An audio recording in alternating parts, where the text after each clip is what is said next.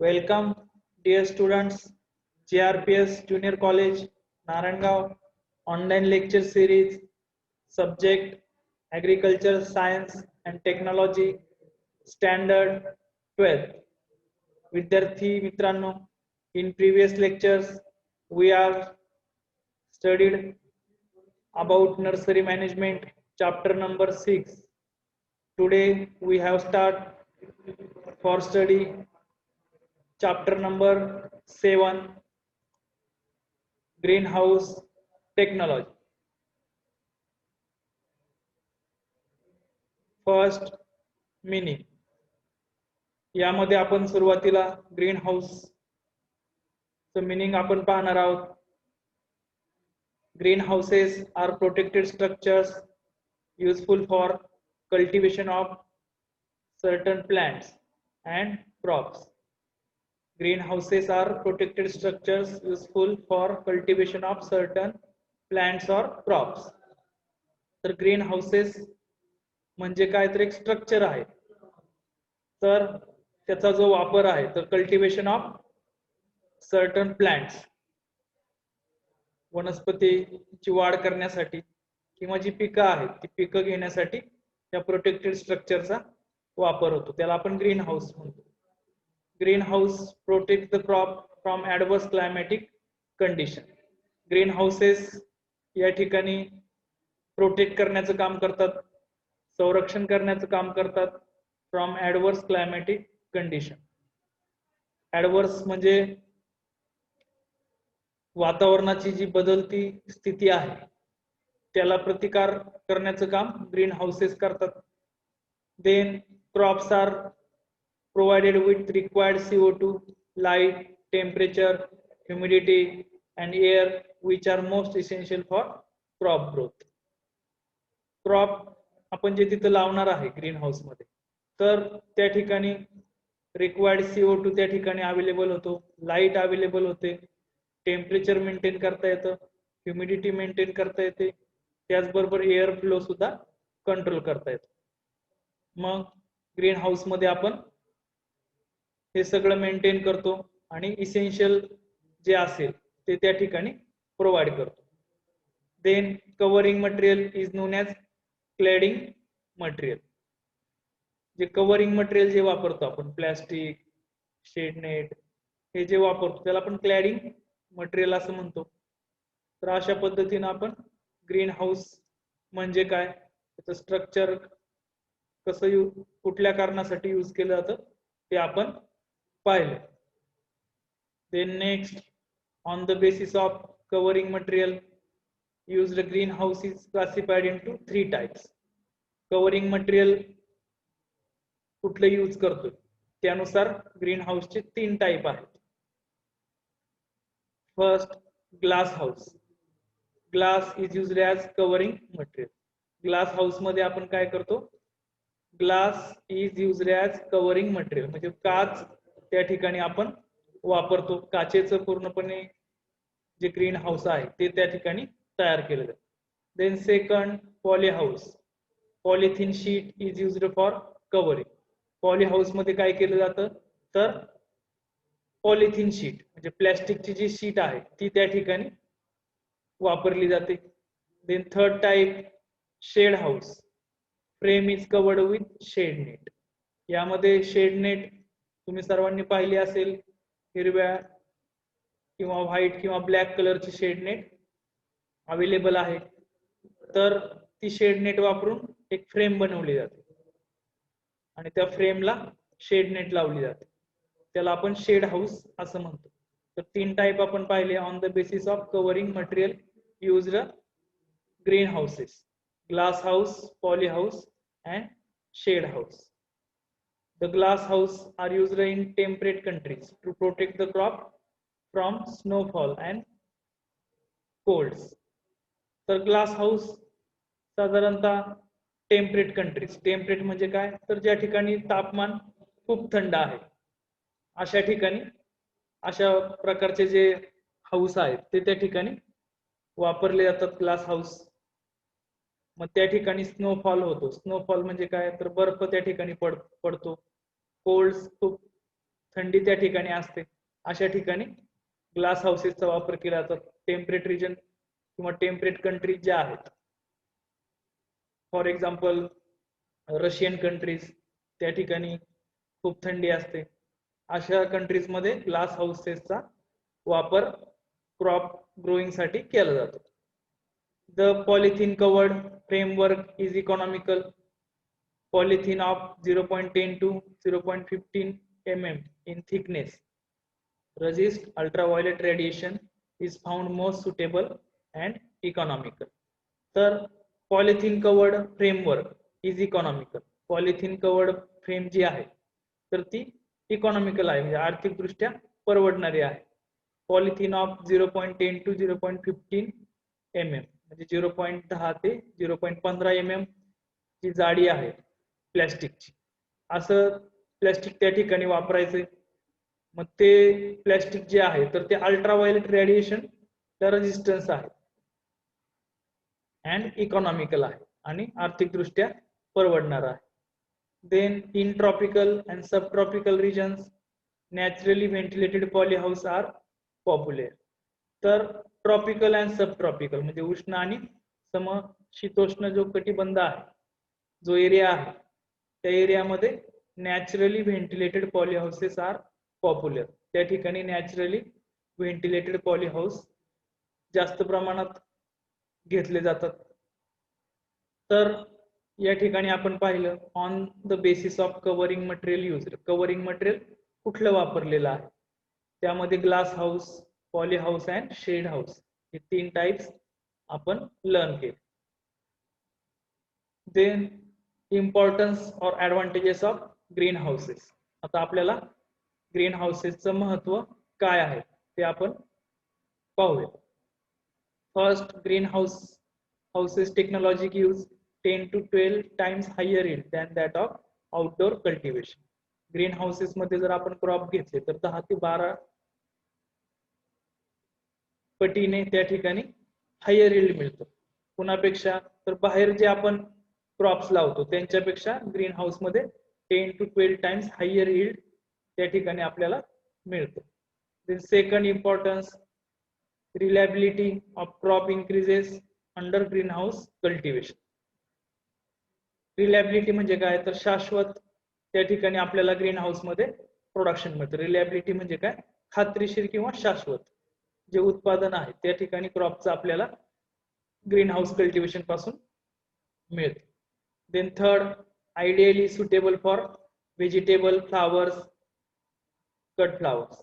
तर green houses जे आहेत तर ते प्रामुख्याने व्हेजिटेबल्स म्हणजे ज्या फळभाज्या ज्या आहेत त्या ठिकाणी लावण्यासाठी त्याचा वापर केला जातो. किंवा फ्लावर क्रॉप्स मध्ये, कट फ्लावर्स मध्ये रोज, कार्नेशन वगैरे असे जे फ्लावर्स आहेत ते फ्लावर्स लावण्यासाठी ग्रीन हाऊसचा वापर केला जातो. Then fourth point, year round production of vegetable and floriculture crops. त्याचबरोबर इयर राऊंड म्हणजे पूर्ण वर्षभर व्हेजिटेबल्सचं आपण प्रोडक्शन ग्रीन हाऊस मधनं घेऊ शकतो. त्याचबरोबर फ्लावरचं सुद्धा प्रोडक्शन पूर्ण वर्षभर घेता येतं. Then off season production of flowers and vegetable and fruit crops. त्याचबरोबर ऑफ सीझन प्रोडक्शन. आता ऑफ सीझन म्हणजे काय, तर एखाद्या क्रॉपचा जर सीझन नसेल, उदाहरणार्थ आपण पावसाळ्यामध्ये काही पिकं घेतो, हिवाळ्यामध्ये जी पिकं घेतो, अशी जी पिकं आहेत तर ती पिके आपण वर्षभर कधीही घेऊ शकतो जर आपण आपल्याकडे ग्रीन हाऊस असेल तर. Off season production of flowers, vegetables आपल्याला त्या ठिकाणी घेता येत. Then disease free and genetically superior transplants can be produced. त्याचबरोबर ग्रीन हाऊस मध्ये आपण डिसीज फ्री म्हणजे रोग नसलेली जी रोपे आहेत ती त्या ठिकाणी तयार करू शकतो. जेनेटिकली सुपेरियर, जनुकीय दृष्ट्या चांगली क्वालिटी असलेली जी प्लांट्स आहेत ती त्या ठिकाणी आपण ग्रीन हाऊस मध्ये घेऊ शकतो. Then efficient utilization of chemicals, pesticides to control pest and diseases. त्याचबरोबर इफिशियंट युटिलायझेशन त्या ठिकाणी होतं, योग्य प्रमाणात वापर आपल्याला करता येतो chemicals, pesticides to control pest and disease. त्या ठिकाणी मग आपण पेस्ट अँड डिसीजचा कंट्रोल करू शकतो. Then water requirement of crop is very limited in green houses. त्याचबरोबर वॉटर रिक्वायरमेंट जी आहे ती सुद्धा या ठिकाणी लिमिटेड त्या ठिकाणी केली जाते. ग्रीन हाऊस मध्ये आपण ड्रीप इरिगेशन, स्प्रिंकलर यांचा वापर करतो आणि त्यामुळे मग त्या ठिकाणी पाण्याची आपोआपच बचत आपल्याला पाहायला मिळते. Then 9th importance, maintenance of stock plant, cultivating grafted plants and micro propagated plants. तर त्या ठिकाणी आपल्याला मेंटेनन्स प्लॅनचं व्यवस्थित त्या ठिकाणी घेता येतो.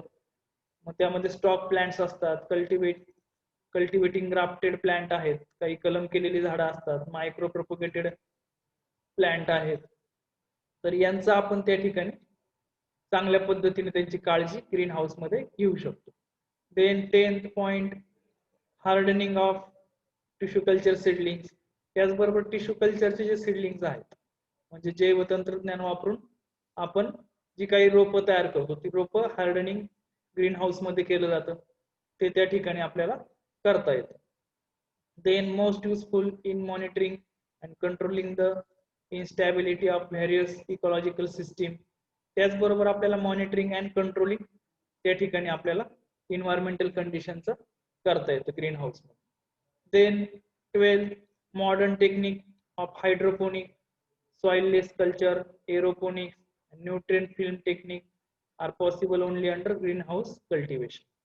तर ग्रीन हाऊस मध्ये आपण हायड्रोपोनिक म्हणजे सॉइललेस कल्चर, आता तुम्ही ऐकलं असेल की हायड्रोपोनिक चारा वगैरे बऱ्याच प्रमाणात शेतकरी घेतात, मग त्यामध्ये कुठल्याही पद्धतीचं मीडिया ते वापरत नाहीत, सॉइललेस कल्चरचा वापर करून त्या ठिकाणी फार्मिंग केली जाते.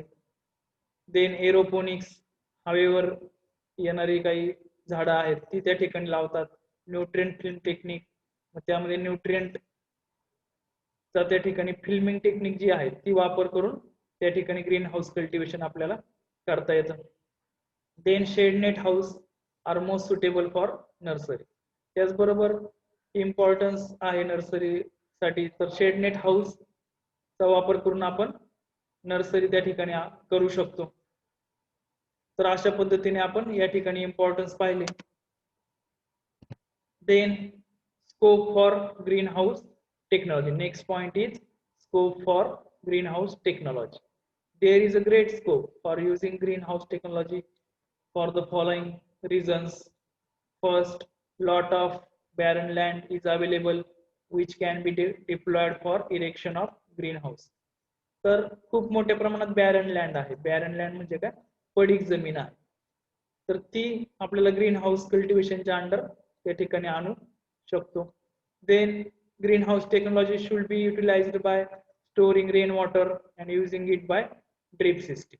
त्याचबरोबर ग्रीन हाऊस टेक्नॉलॉजी मध्ये आपण त्या ठिकाणी जे पावसाचं पाणी पडतं वर ते आपण साठवू शकतो आणि त्याचा वापर ड्रीप सिस्टीम मध्ये करता येतो. Then there is a continuous demand for vegetable and flowers throughout the year.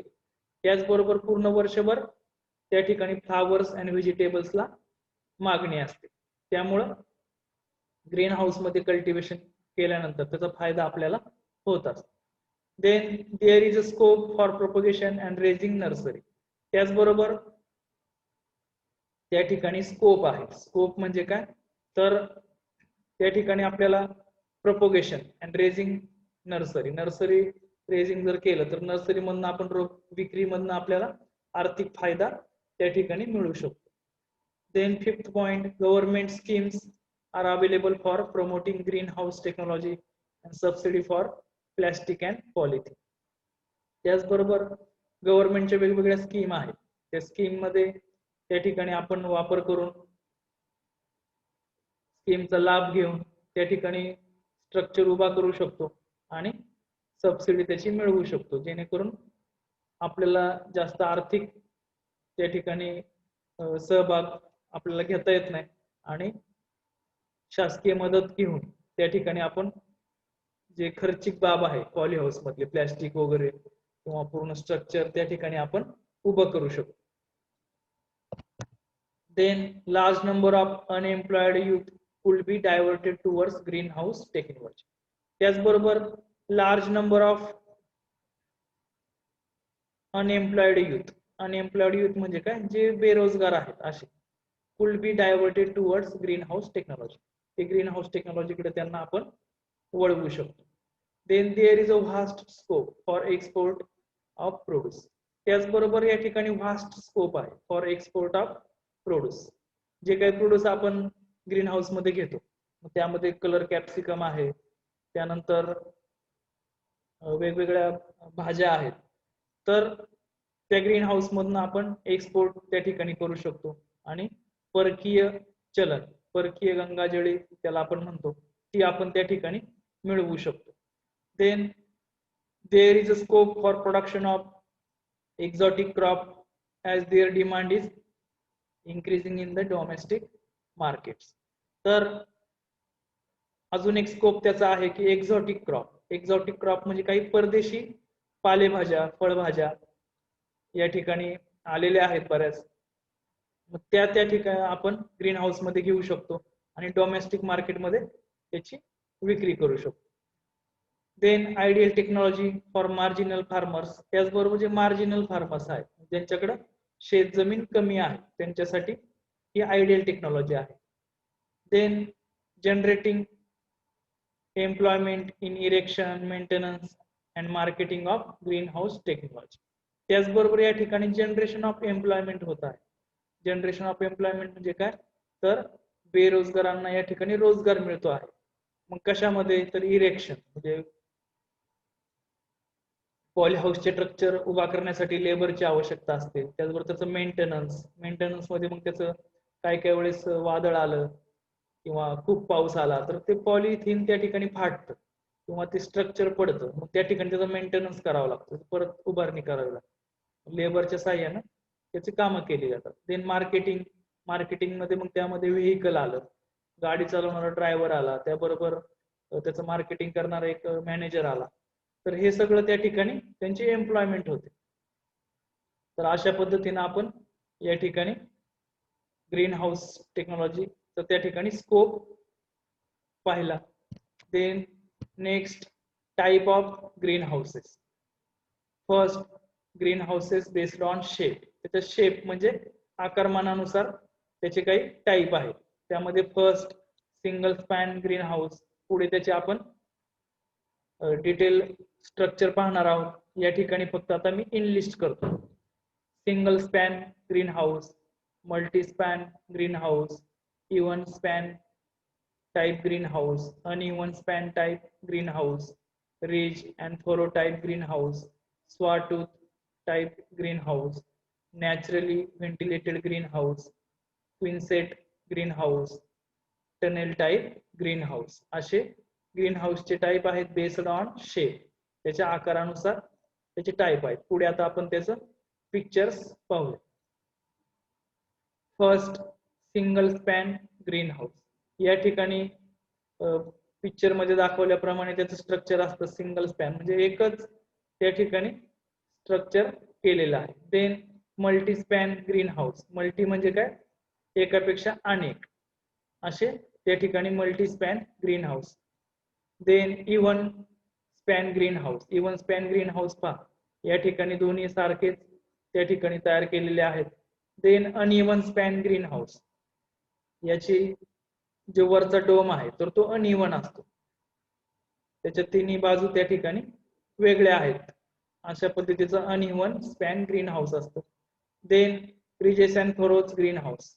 Ridges and furrows म्हणजे असं झिगझॅग टाइप त्या ठिकाणी ग्रीन हाऊसचं स्ट्रक्चर असतं. त्यानंतर स्वॉटूथ ग्रीन हाऊस. स्वॉटूथ या ठिकाणी पहा कशा पद्धतीनं स्ट्रक्चर दिलेलं आहे.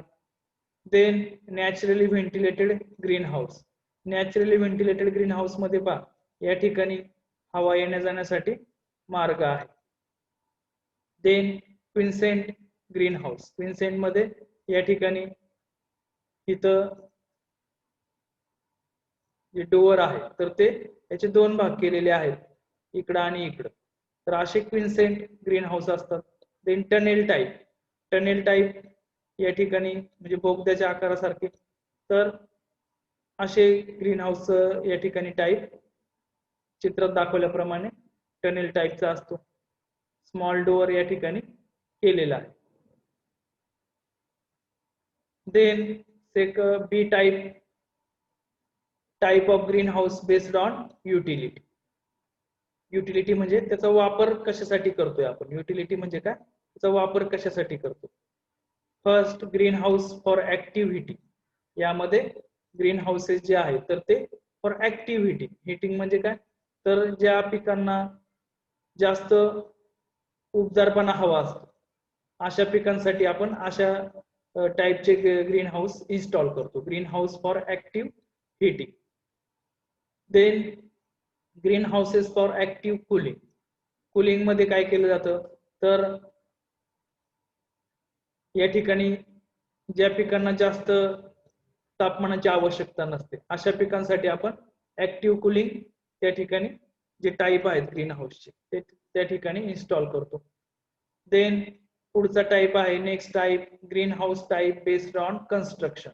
त्याच्या बांधकाम मटेरियल कुठलं वापरणार आहे किंवा कन्स्ट्रक्शन कशा पद्धतीने करणार आहे याच्यानुसार ग्रीन हाऊसचे 3 टाईप आहेत. First, wooden framed structure. त्यामध्ये पहिलं आहे वुडन फ्रेम्ड म्हणजे लाकडी बांधकाम. लाकडी जे स्ट्रक्चर आहे त्याचं त्या ठिकाणी बांधकाम करून ग्रीन हाऊसेस तयार केले जातात. Then pipe framed structure. Then पाईपचा वापर करून म्हणजे प्लॅस्टिकचे वगैरे पाईप्स किंवा लोखंडी पाईप वापरून त्या ठिकाणी स्ट्रक्चर तयार केले जातात. Then truss framed structure. Truss framed म्हणजे काय, तर पाईप एकमेकाला जोडलेले असतात. एकदम जाळीसारखं स्ट्रक्चर त्या ठिकाणी करायचं आणि त्याच्यावरती परत पॉलिथिन शीटचा वापर किंवा ग्लासचा वापर केला जातो. त्याला आपण ट्रस फ्रेम्ड स्ट्रक्चर आपण म्हणतो. आपण प्रॅक्टिकलच्या वेळेस फील्डवरती व्हिजिट देऊन फील्डवरती आपण पाहणार आहोत green house, shade net, poly house कुठले आहेत ते. Then type of green house based on covering material, that is cladding material. Type of green house based on covering material. आता कव्हरिंग मटेरियल कुठलं वापरलेलं आहे त्याच्यावरती ग्रीन हाऊसचे परत 3 टाईप आहेत. त्याला आपण क्लॅडिंग मटेरियल असं म्हणतो. First, glass house. काचेचं मटेरियल वापरून केलेलं ग्रीन हाऊस त्याला आपण ग्लास हाऊस असं म्हणतो. Then poly house. Poly house मध्ये आपण पूर्णपणे पॉलिथिन किंवा प्लॅस्टिकचा वापर करून पॉली हाऊस स्ट्रक्चर उभा करतो. Then shade net. शेडनेट हाऊस मध्ये आपण शेडनेट जी मिळते आता हिरव्या रंगाची, काळ्या रंगाची, व्हाईट कलरची, तर ही जी शेडनेट आहे ती वापरून केलेलं जे ग्रीन हाऊस आहे त्याला आपण शेडनेट हाऊस असं म्हणतो. तर असे 3 टाईप आहेत based on covering material. Then type of green house based on the cost of construction. त्यानंतर पुढचा टाइप आहे type of based on construction. मग त्यामध्ये first, high cost green house. त्यामध्ये पहिला आहे high cost green house. ₹2,000 to 3,000 per metre square. Automatic and fully climate control structure. तर high cost green house जे आहे तर ते 2,000 ते 3,000 मीटर स्क्वेअर त्याचं बनवण्याची कॉस्ट आहे. Automatic and fully climate control structures त्या हाय कॉस्ट ग्रीन हाऊस मध्ये त्या ठिकाणी येतात. Then medium cost green house. मध्यम खर्च असणार green house. ₹1,000 to 1,200 meter square त्याचा खर्च आहे. 1,000 ते 1,200 पर मीटर स्क्वेअरला याचा बांधकाम खर्च येतो. पार्शियली कंट्रोल्ड स्ट्रक्चर याचं असतं. पार्शियली म्हणजे काय, तर या ठिकाणी सर्वच बाबी त्या ठिकाणी ऑटोमॅटिक नसतात. पार्शियली कंट्रोल्ड स्ट्रक्चर त्याचं असतं. Then low cost green house.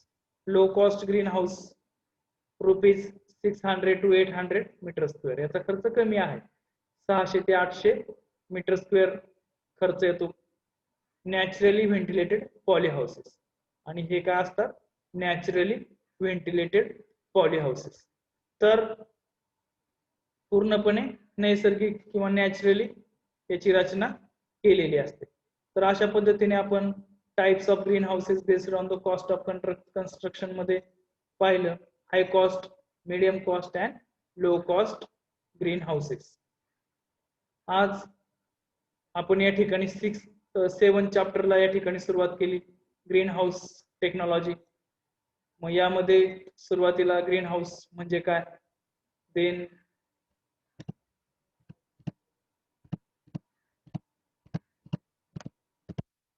Meaning सुरुवातीला आपण पाहिले.